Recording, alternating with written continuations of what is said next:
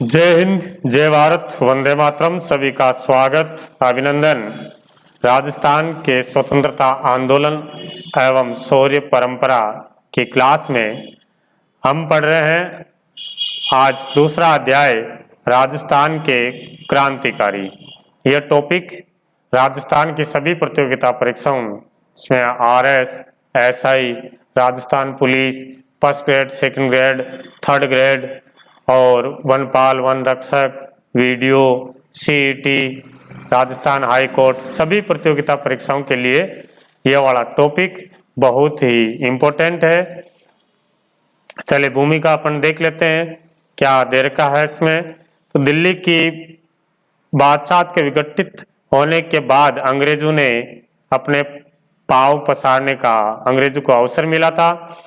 तो अपन बात करते हैं कि औरंगजेब तक मुगल साम्राज्य शक्तिशाली जिसको अपन मान सकते हैं, फिर औरंगजेब के बाद में मुगल साम्राज्य पतन की ओर, औरंगजेब की मृत्यु होती है, उसके बाद में जितने भी शासक आए सभी कमजोर शासक थे, तो मुगल साम्राज्य पतन की ओर चला जाता है और इस समय पर अंग्रेज आ जाते हैं और अंग्रेज अपने पांव पसारने लग गए हैं। राजस्थान में सामंतवाद सबसे क्रूर और घृणित रूप से अंग्रेजों के शासनकाल की देन है। राजस्थान में सामंतवाद के सबसे क्रूर और घृणित रूप है, ये अंग्रेजों के शासनकाल की देन है। तो अपन ने देखा था लास्ट वाली क्लास में कि मराठों और पिंडारियों से परेशान होकर के राजस्थान के जो राजपूत शासक हुए हैं, उन्होंने सबने अंग्रेजों से संधि कर लेते हैं और फिर अंग्रेज किस प्रकार से राजस्थान में हस्तक्षेप करने लगे, वो भी चीजें अपन ने देखी थी। परंतु इस काल के आरंभ होने के साथ ही शासन का विरोध भी आरंभ हो गया था। अंग्रेजों का जो शासन आरंभ हुआ था तो उसके साथ ही उनका विरोध भी शुरू हो गया था, जो हमने 18 सितंबर की क्रांति में भी देखा था। इस दौर की अनेक साम्राज्य विरोधी कविताओं का संबंध भरतपुर से है। भरतपुर से जो कविताएं लिखी गई है, जिसमें बताया गया है कि मराठा सरदार जसवंतराव होलकर को यहाँ शरण दी गई थी। भरतपुर के जो राजा हुए थे रणजीत सिंह ने अंग्रेजों से संधि की थी। उसके बावजूद भी जो अंग्रेजों के विरोधी है जसवंतराव होलकर, उनको शरण दी थी भरतपुर में, जिसके कारण अंग्रेजों ने भरतपुर पर आक्रमण कर दिया था। 1803 ईस्वी में लॉर्ड लेक ने भरतपुर पर आक्रमण कर दिया है और उस समय यहाँ पर जो गीत गाए गए हैं आज भी गाया जाता है। तो ये कहाँ पर गाया जाता है गीत, तो याद रखना ये भरतपुर में गाया जाता है। अच्छो गोरा हट जा, राज भरतपुर को रे गोरा हट जा, भरतपुर गढ़ बांको किलो बांको गोरा हट जा रे। गोरा बोलते थे अंग्रेजों को। तो इस कविता में कहा जा रहा है कि अंग्रेज अब तुम पीछे हट जाओ, है कि गोरा तुम पीछे हट जाओ यहाँ से। अब यहाँ पर भरतपुर में जो राज है वो भरतपुर के जो शक्तिशाली शासक है उनके सामने तुम्हारी नहीं चल पाएगी, ऐसा इस पंक्तियों में बताया गया है। भरतपुर से संबंधित एक कविता कविराजा बांकीदास की भी है। बांकीदास जो मानसिंह के राजकवि, जोधपुर के जो शासक थे मानसिंह के राजकवि और उनके राजगुरु थे कविराजा बांकीदास। इंपॉर्टेंट है, ध्यान रखना। बांकीदास किसके दरबारी कवि थे या राजकवि थे, तो जोधपुर के महाराजा मानसिंह के ये राजकवि और उनके काव्य गुरु भी थे। उनकी ग्रंथावली बांकीदास जी की नागरी प्रचारिणी सभा से 3 खंडों में प्रकाशित हो चुकी है। तो यहाँ से भी प्रश्न पूछ सकते हैं कि कविराजा बांकीदास की ग्रंथावली नागरी प्रचारिणी सभा ने कितने खंडों में प्रकाशित कर चुकी है, तो हम बताएंगे 3 खंडों में प्रकाशित कर चुकी है। इनकी लिखी तथा संकलित राजस्थानी में 2700 ऐतिहासिक वातें भी है। वातें जब अपन 10th क्लास वाली बुक में पढ़ के आए थे, वातें जो कहानियों के रूप में कहा जाता है वो बातें होती है।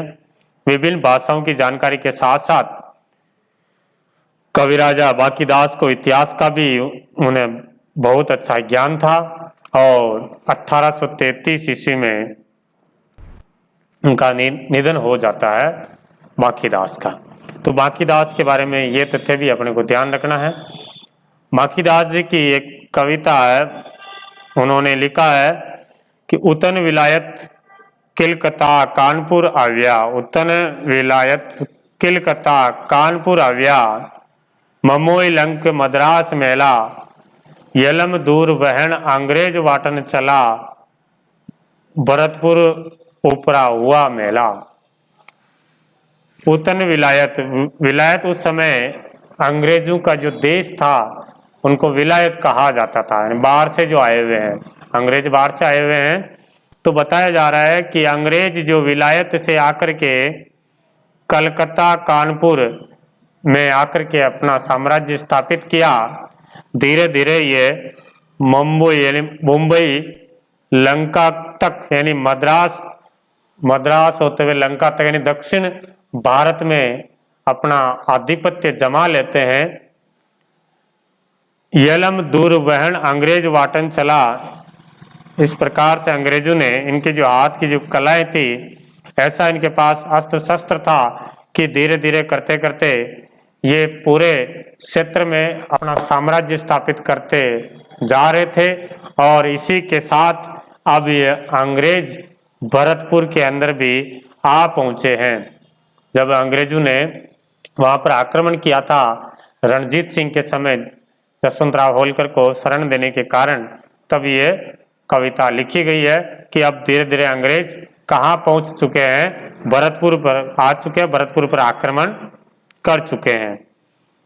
विलायत से आकर, इसका अर्थ बताया, विलायत से आकर के अंग्रेज अपने इल्म के बल पर कलकत्ता कानपुर मुंबई मद्रास तक अपना अधिकार करता चला गया और अब भरतपुर पर भी चढ़ आया है। ये सब नगर जिस देश में है उनका नाम भरतखंड है और अंग्रेजों ने जो फौज बटोरी है वह इसी देश के विभिन्न प्रदेशों के लोगों से बनी हुई है। यहीं से जो फौज उन्होंने तैयार की है। ठीक है, आगे बांकीदास जी और लिख रहे हैं,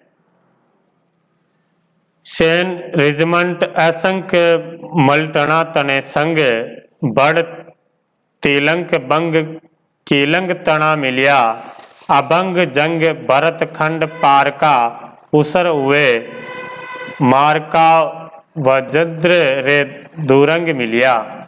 ये भी कविराजा बांकीदास जी लिख रहे हैं।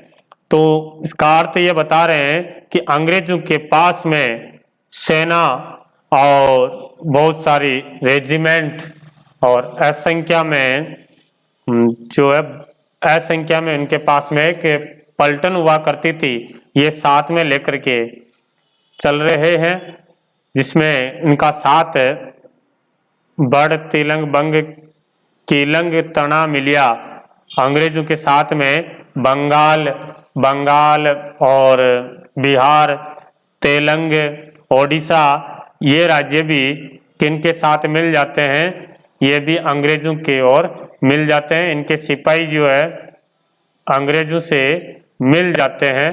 अबंग जंग भरतखंड पार का उसर हुए, एक समय भयंकर से भयंकर जो लड़ाइयाँ हुई थी उसमें भी भारत कभी नहीं आ रहा था, बट इस समय अंग्रेज आकर के धीरे धीरे करते करते शक्तिशाली देश के ऊपर अपना आधिपत्य जमा रहे हैं।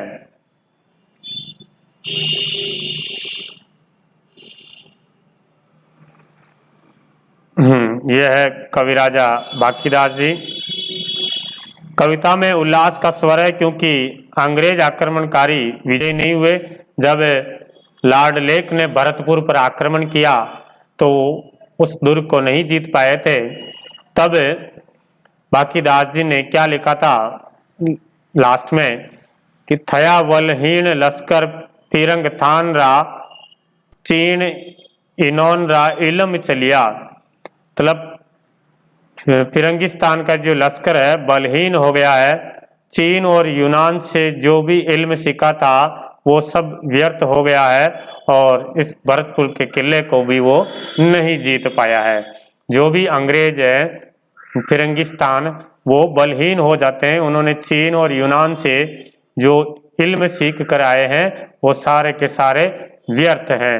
यानी भरतपुर के किला नहीं जीत पाने के बाद में बांकीदास जी ने लिखा था, उसके बारे में लिखा था। बट बांकीदास जी भी दुखी भी हो रहे हैं किस बात को लेकर के कि भारत के सामंत बिना लड़े ही अपनी भूमि शत्रु को सौंपते जाते हैं, जिससे बांकीदास बहुत दुखी थे। और इन सामंतों में राजस्थान के सामंत सबसे आगे थे। आगे होकर के अंग्रेजों से संधियां कर रहे हैं और अपनी जो भूमि है वो किसको सौंप रहे हैं? अंग्रेजों को सौंप रहे हैं। बांकीदास जी की एक रचना है आयो अंग्रेज मुल्क रे ऊपर। ये भी प्रश्न पूछते हैं ये किसने लिखी है? आयो अंग्रेज मुल्क रे ऊपर, तो बांकीदास जी ने लिखी है। आयो अंग्रेज मुल्क रे ऊपर आहंस लीदा खेची उरा, धनिया मरे ने दीदी धरती, धनिया उबो गई धरा। बांकीदास जी बता रहे हैं कि समय कि हमारे मुल्क के ऊपर एक अंग्रेज नाम का शैतान आया हुआ है जो धीरे धीरे स्वामियों के प्राणों की जो धरती है, अब के स्वामियों के कभी प्राण रहते भी इस धरती उनके हाथों से निकल गई है, ऐसा बांकीदास जी बता रहे हैं। और कह रहे हैं कि एक समय होता था कि उस जगह का भूमि का जो धनी यानी स्वामी वो उस जगह को बचाने के लिए मर मिट जाते थे, लेकिन कभी भी शत्रु को अपनी भूमि नहीं देते थे। लेकिन अब धनी जो यानी शत्रु के बिना लड़े ही स्वामी उस धरा को दे रहे हैं। गीत के अंत में राज्यों के नाम लेकर के कवि ने उनके स्वामियों को फटकारा है। क्या कहा है कवि राजा बांकीदास जी ने? पुर जोदान उदयपुर जयपुर यह धारा खूंटा परिहान, आके गई आवसी आके बांके आसल किया बखान।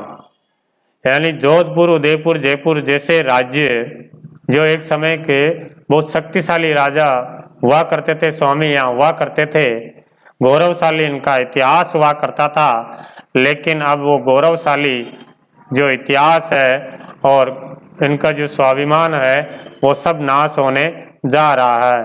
अंग्रेजों से संधि करके अपने जो सारे अधिकार वो अंग्रेजों को दे रहे हैं, अपना गौरव को ये नाश कर रहे हैं और देश को गुलाम होना ही था और ये हो ही गया है।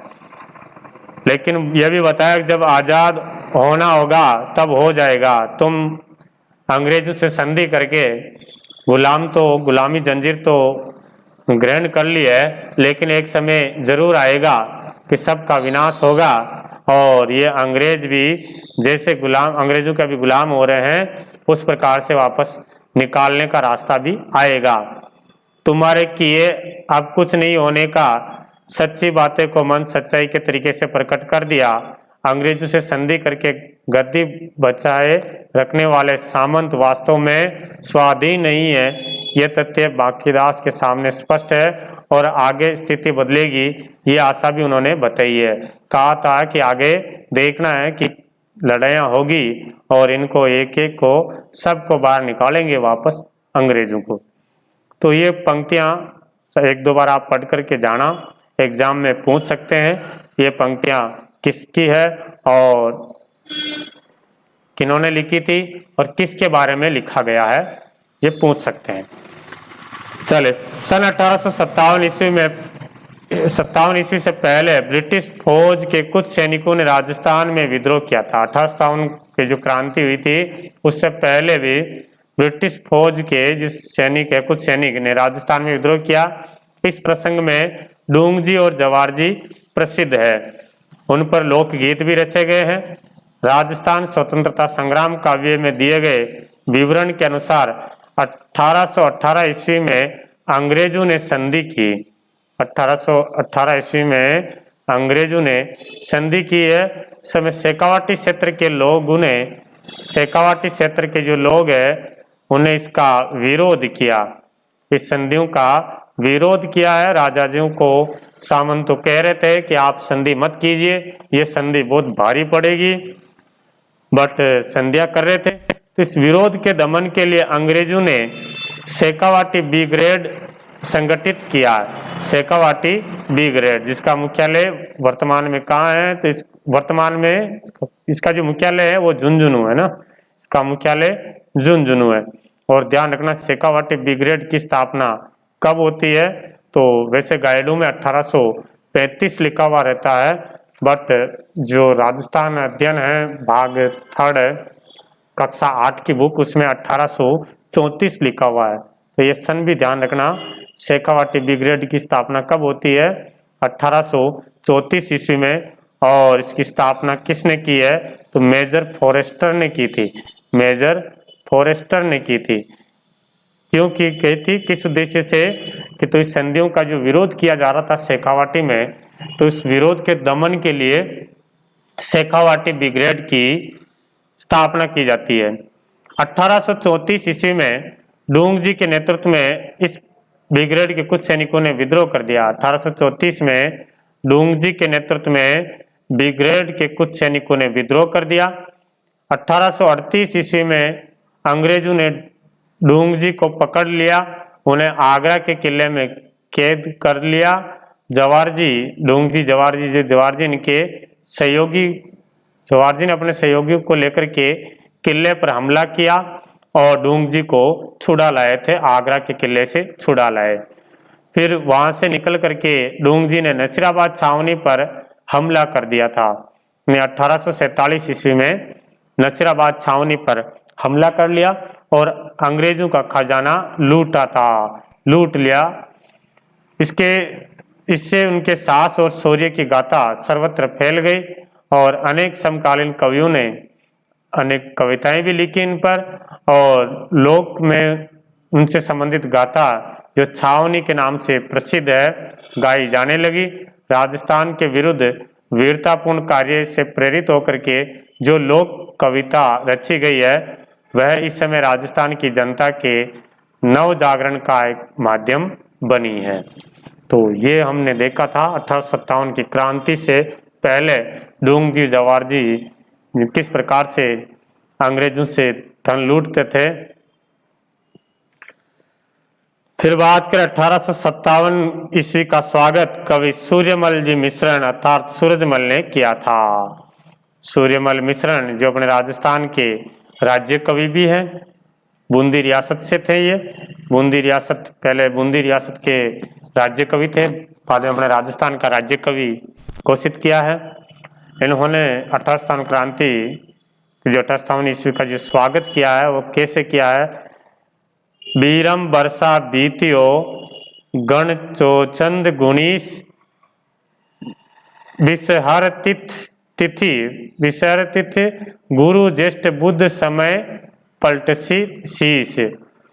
अब इसका अपन हिंदी अर्थ देखते हैं। ये पंक्तियां ध्यान रखना, ये पंक्तियां किनकी है, तो ये पंक्तियां सूर्यमल मिश्रण जी की है। ठीक है, इसका जो अर्थ दे रखा है आगे वो बताना चाह रहे थे सूर्यमल जी मिश्रण कि हिंदुस्तान में अब कुछ समय हो गया है, अब कुछ समय उथल पुथल हो, इसी आशा आशंका में सम्मत 1914 का एक वर्ष तो मानव युग के सामने लंबा होकर के आखिर बीत गया है, पर नए साल आरंभ होते ही जेठ बुद्धि पंचम गुरुवार के दिन, यानी ये विक्रम संमत बताया जा रहा है। 1857 की जो क्रांति हुई है वो कौन से विक्रम संमत में हो रही है, विक्रम संमत 1914 में हो रही है। और बता रहे हैं कि जेठ महीना है और बुद्धि पंचमी और वार भी बताया जा रहा है, गुरुवार के दिन समय रूपी गुरुवार के दिन समय रूपी विषधर नाग ने अंग्रेजों की देह में अपने जहरीले दांत गड़ा करके एकदम पलटा खाया है। जो समय आ रहा चल रहा है वो समय बताया कि इस दिन यहाँ पर अंग्रेजों के शरीर पर एक विषधर नाग ने यहाँ पर काटा है और यहाँ पर एक पलटा खाया है। जेठ में न तो संवत 1914 ईस्वी आरंभ हो सकता है और न 1857 ईस्वी आरंभ हो सकता है। संभवतः जेठ बुद्धि पंचमी वह दिन है जब युद्ध आरंभ हुआ है ऐसा सूर्यमल जी ने लिखा होगा। जो 1857 क्रांति का जो युद्ध आरंभ होता है वो कब हो रहा है? 1914 विक्रम संवत जेठ बुद्धि पंचमी और गुरुवार के दिन है। काल सर्प ने अंग्रेजों को डसकर उस दिन पलटा खाया है। स्वाधीनता संग्राम शुरू होते ही किसी कवि की यह भावनात्मक प्रतिक्रिया इतिहास में अभूतपूर्व है। इसके बाद सूर्यमल जनता को संघर्ष के लिए प्रेरणा देते हुए भी दोहे लिखते रहे। कई सारे दोहे कविताएं लिखते थे, ओजस्वी कविताएं, वीर रस की कविताएं लिखते थे। सूर्यमल की उत्कृष्ट कृति वीर सतसई ध्यान रखना, वीर सतसई के लेखक कौन है? ये सूर्यमल मिश्रण है। वीर सतसई के संपादकों ने उसकी भूमिका में कवि पर सन 57 के संग्राम का प्रभाव स्वीकार करते हुए लिखा कि जिस समय सतसई का निर्माण हुआ उस समय देश में 1857 ईस्वी के विद्रोह की ज्वाला भड़क रही थी। सारा देश विदेशी सत्ता का तख्ता पलटने के लिए उग्र हो उठा था। गदरकालीन परिस्थिति का कवि पर बड़ा स्फूर्तिदायक प्रभाव पड़ा। लोगों को प्रेरणा देने के लिए जो कुछ उन्होंने लिखा पढ़ी की, तब ये जो लिखा पढ़ी की है ये सब तत्कालीन परिस्थितियों के दबाव के कारण पोशीदा रूप से हुई है। सूर्यमल स्वाधीनता संग्राम से प्रभावित होने वाले साहित्यकार के अलावा उनके राजनीतिक संगठनकर्ता भी माने जाते हैं। तो ये सूर्यमल मिश्रण जी के बारे में बताया है। और आगे और लिखा हुआ है कि सन 57 में बड़े सामंतों ने आमतौर से अंग्रेजों का साथ दिया, छोटे सामंतों ने जनता का साथ दिया था। जो बड़े बड़े जो शासक होते थे वो अंग्रेजों का साथ दिया था 1857 की क्रांति में, बट जो छोटे सामंत थे वो जनता का साथ दिया है। देशी पलटनों के विद्रोही सैनिकों ने इन सामंतों को साथ लेकर के अंग्रेजों से युद्ध किया। ये विशेषता आवा के युद्ध में साफ दिखाई देती है। आवा के संघर्ष पर रचे जाते ये स्वाभाविक था। एक गीत इस प्रकार का था, गीत शुरू होता है कि वणियावाची गोचर माए कालो गो दड़ियो गो, राजा जी रे भेजा तो फिरंगी लड़ियो, काली टोपीरो एवं काली टोपीरो फिरंगी फैलाव की दो काली टोपीरो। यानी जब आवा का जो संघर्ष था अपन ने पढ़ा था 1857 की क्रांति में, उस समय अंग्रेज जो सेना लेकर के आ जाते हैं आवे की धरती पर और उनका साथ दे रहा है जोधपुर के महाराजा तख्त सिंह। उनके बारे में लिखा गया है कि आवे की धरती पर फिरंगी आदम का है, उसको बाहर खदेड़ने के लिए गांव की गोचर में काले सिपाही डटे हुए हैं। फिरंगी का पक्ष, फिरंगी यानी अंग्रेज का पक्ष लेकर के उनके साथ हमारा राजा भी चढ़ आया है। हमारा राजा भी उनके साथ सेना लेकर के आ जाता है। मतलब सेना भेजी थी तख्त सिंह ने। गोरी देह वाला ये, गोरे शरीर वाला ये फिरंगी निरंतर फैलाव करता जा रहा है। ऐसे ही कवि गिरवरदान थे जिन्होंने भी आवा के युद्ध के 3 छप्पे लिखे थे। आवा के युद्ध पर 3 छप्पे लिखे थे गिरवरदान ने, कि पहली पंक्तियां हैं, भर्ती 14 बरस पड़े इल बेद अपाए। आवा के बारे में लिखा है कि यहाँ सन 1857 ईस्वी की धरती पर जो उथल पुथल हुई है उसकी ओर संकेत है। अंतिम पंक्ति में लिखा है कि आजाद हिंद करवा उमंग निडर आवा नाथ रे।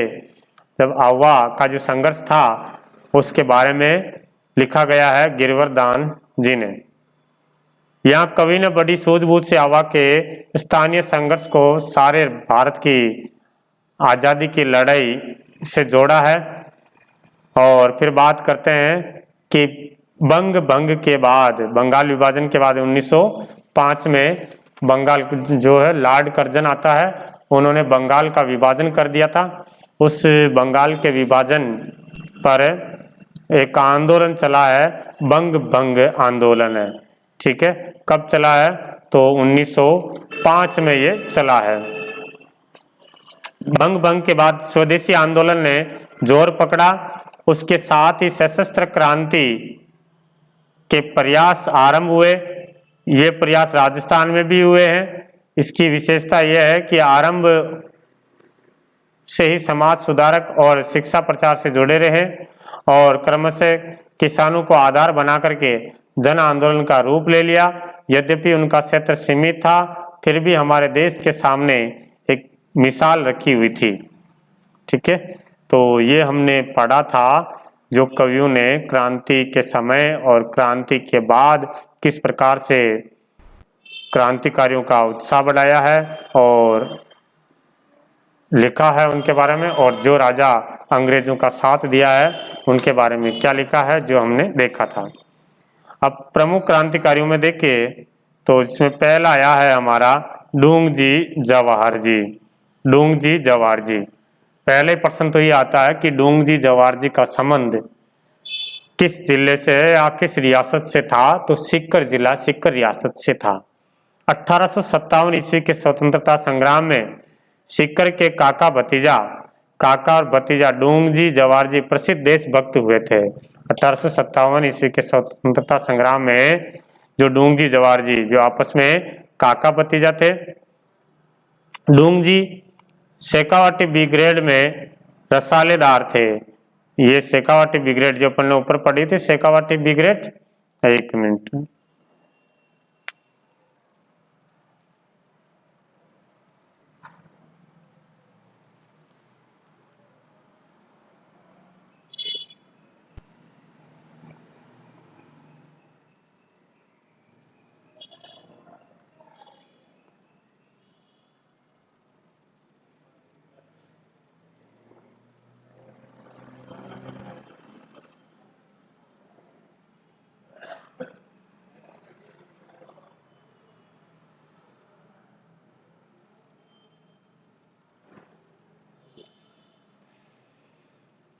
हाँ, डूंगजी जवाहर जी की बात कर रहे थे। डूंगजी शेखावाटी ब्रिगेड में रसालेदार थे।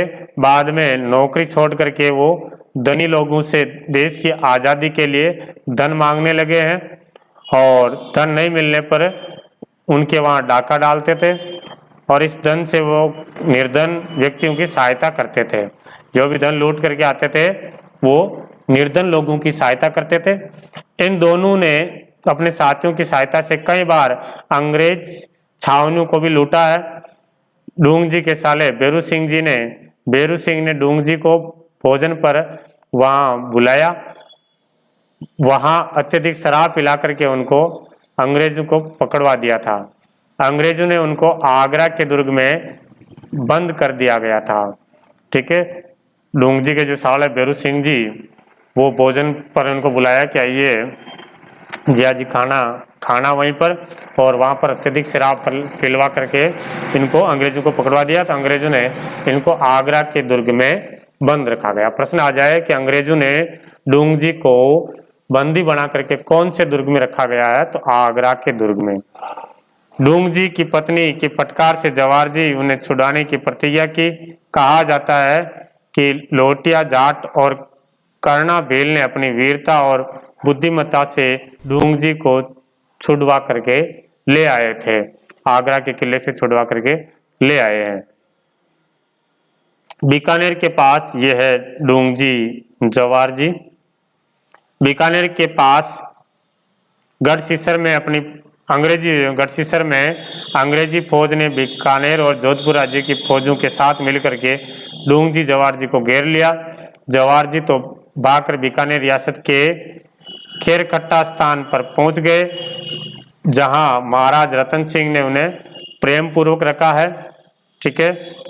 और डूंगजी जैसलमेर में गिरदड़ा की काकी मेड़ी वहां पहुंच जाते हैं। जोधपुर की सेना ने उन्हें छल पूर्वक कैद करके अंग्रेज सेना को सौंप दिया, जिससे लोगों में असंतोष की ज्वाला भड़क उठी। अंग्रेजों ने डूंगजी को वापस जोधपुर राज्य की सेना को सौंप दिया। जब ज्यादा विद्रोह होने लगा है तो अंग्रेजों ने डूंगजी को जोधपुर राज्य की सेना को सौंप दिया।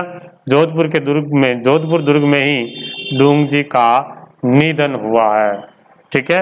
तो डूंगजी से संबंधित क्या क्या प्रश्न आपसे पूछ सकते हैं। एक तो आप ध्यान रखना, डूंगजी का संबंध कौन से जिले से है। डूंगजी जवार जी सीकर से हैं। डूंगजी शेखावाटी ब्रिगेड के रसालदार थे।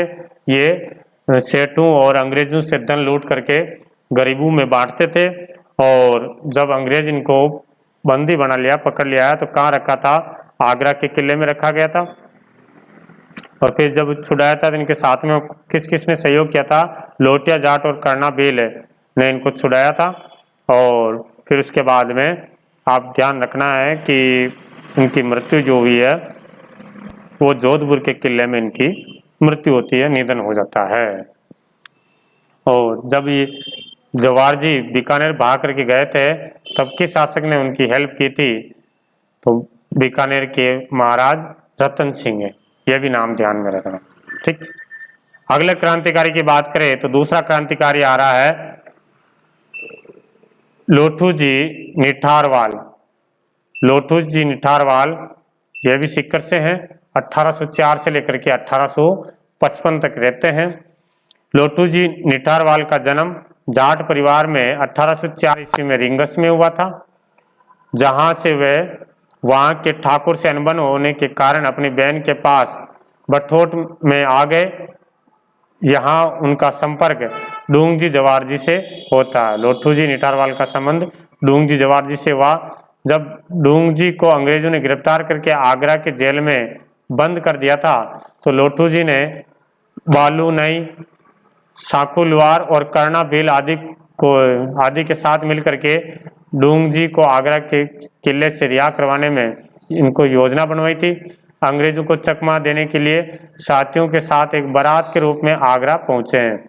एक बारात लेकर के आगरा जाते हैं। अदम्य साहस का परिचय देते हुए डूंगजी को इन्होंने रिहा करवा लिया। उसके बाद लोठू जी डूंगजी जवार जी के साथ अंग्रेज विरोधी गतिविधियों को अंजाम देते रहे, और 1855 ईस्वी में लोठू जी की हो जाती है मृत्यु। ये हमने देखा दो क्रांतिकारी, एक तो दो तो ये थे अपने डूंगजी जवार जी, और उसके बाद में लोठू जी निटरवाल हमने पढ़ा है। अगले क्रांतिकारी है अमरचंद भाटिया।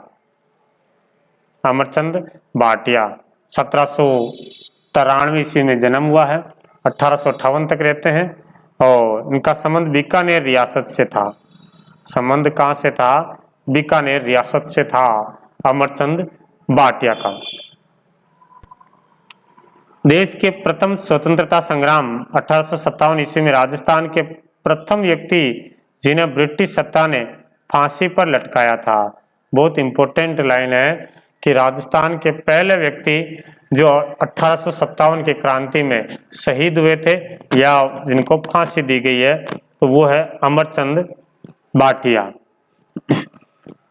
ये राजस्थान निवासी अमरचंद भाटिया था, जो ग्वालियर में अपना व्यापार चलाते थे। उन्होंने अपनी पूरी धन संपत्ति तात्या टोपे को देने का प्रस्ताव किया, जिससे वे आजादी की लड़ाई को चालू रख सके। ये जो सहायता की थी ये कुर्बानी का कारण बनी थी, फांसी का कारण बनती है। कुर्बानी बाद में फांसी का कारण बनी थी। देखो अमरचंद भाटिया जी, इन्होंने अपनी सारी संपत्ति क्रांतिकारियों को भेंट कर दी थी। तो इनको एक तो 1857 क्रांति का भामाशाह कहते हैं। 1857 क्रांति का भामाशाह किसे कहते हैं? अमरचंद भाटिया को कहते हैं। और 1857 की क्रांति में राजस्थान के प्रथम जो शहीद है वो किसे माना जाता है? तो अमरचंद भाटिया को माना जाता है। उसके बाद ये ध्यान रखना, तो राजस्थान का मंगल पांडे भी कहते हैं, ठीक है। नेक्स्ट है विजय सिंह पथिक। विजय सिंह पथिक है 1882 से 1954 बिजोलिया क्षेत्र से इनकी पहचान बनी थी। वैसे पहचान तो पहले थी, बट बिजोलिया क्षेत्र में जब आए थे किसान आंदोलन में, तो बिजोलिया किसान आंदोलन को एक नई दिशा इन्होंने प्रदान की थी। आगे पढ़ेंगे, अगला टॉपिक जब आ रहा है अपना किसान आंदोलन। विजय सिंह पथिक भारत के प्रसिद्ध क्रांतिकारी भूप सिंह। विजय सिंह पथिक का मूल नाम क्या था? मूल नाम था भूप सिंह। का जन्म 1882 ईस्वी में गुटावली गांव, जिला बुलंदशहर, उत्तर प्रदेश में हुआ। इनकी कर्म भूमि राजस्थान रही थी। जन्म इनका यूपी में हुआ था, गुटावली गांव, बुलंदशहर, उत्तर प्रदेश, लेकिन इनकी कर्म भूमि राजस्थान थी। विजय सिंह पथिक वीर भारत सभा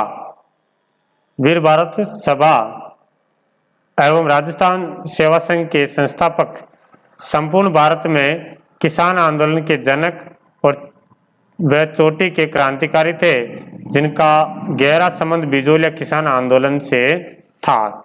देखो एक ऊपर आया था वीर भारत सभा से, इसमें वीर भारत सभा दे रखा है, जबकि ये गलत होना चाहिए।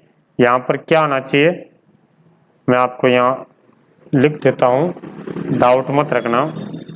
एक तो है वीर भारत सभा और एक वीर भारत समाज, ठीक है। अब इसमें अपन ध्यान रखेंगे, जो वीर भारत सभा है उसकी स्थापना की थी केसरी सिंह बारट ने। केसरी सिंह बारट ने। और वीर भारत जो समाज है इसकी स्थापना की थी विजय सिंह पथिक ने। विजय सिंह पथिक। देखो समाज आ रहा ना, समाज, समाज वैसे याद रखना विजय, समाज, समाज और विजय। जय जय आ रहा है, समाज में जय आ रहा है, वैसे विजय में जय आ रहा है, ऐसा थोड़ा हिंट देख लेना, आप पकड़ लेना।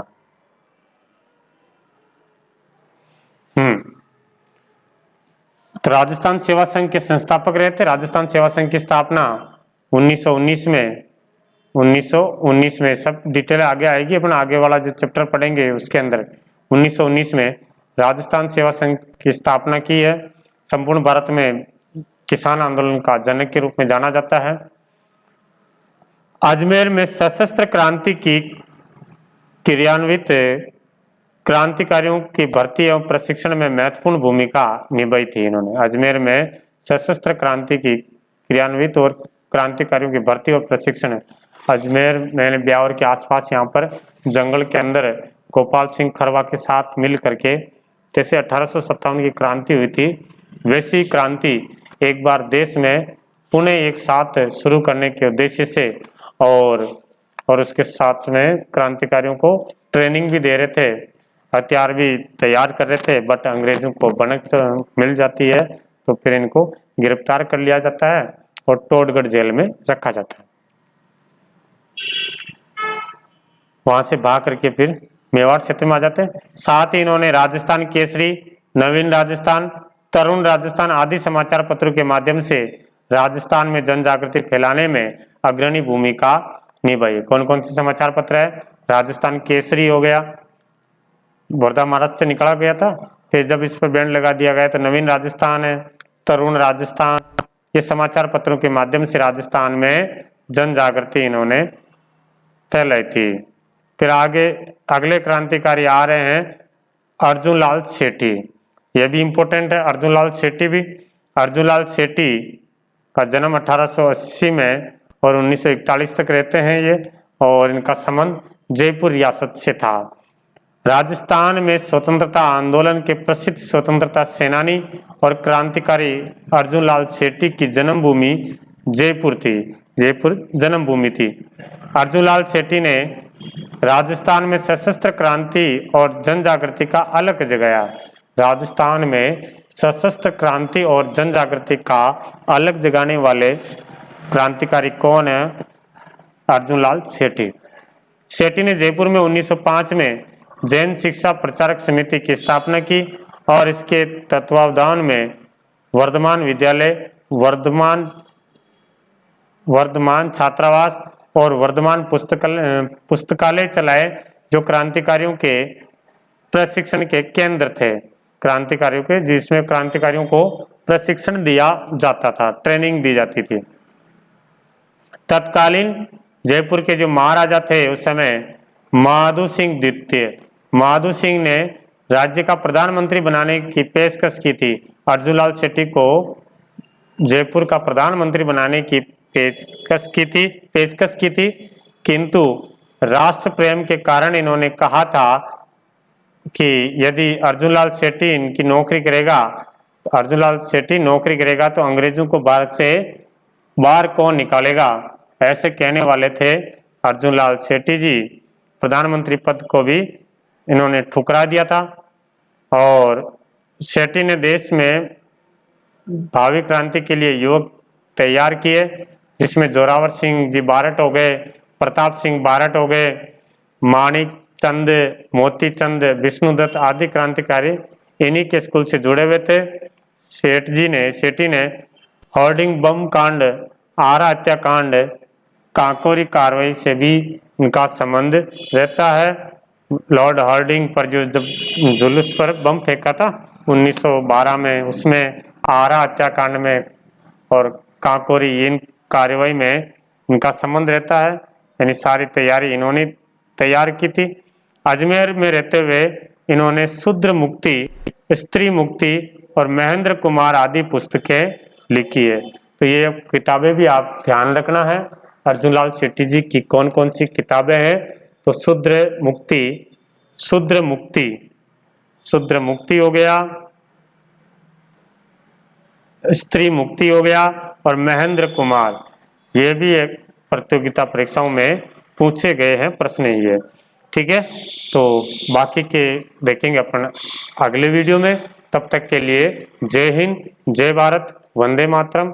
वीडियो को लाइक करना, चैनल को सब्सक्राइब कर ही रखा होगा और कमेंट करके बताना कि आपको ये जो क्लास है वो कैसी लगी है। और बहुत जल्दी ही अब हम ऑब्जेक्टिव प्रश्न भी लेकर के आ रहे हैं।